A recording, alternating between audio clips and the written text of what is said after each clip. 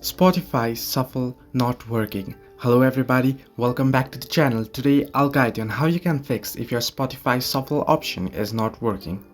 Now, to do so is quite simple and quite easy. Let me guide you. Here, if I open up the Spotify app here, now you can see I have a random song playing here. If I open up the song profile here, at the bottom left corner of the screen, you'll be able to see a little shuffle icon there. If you tap on it, you can enable or disable the shuffle.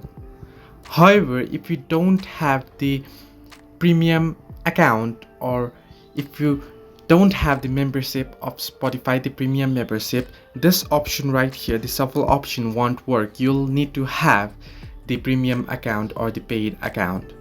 Now, if you are on free account, how to fix this?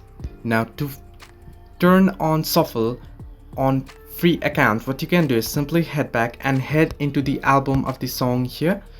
You can either head into the album or you can either head into here. I'll just head into a random album here, and here on songs you'll be able to see the shuffle option beside the play option on the screen here. You can enable it from here, and Spotify will basically shuffle the songs and play the songs on the prediction of what you want to listen next.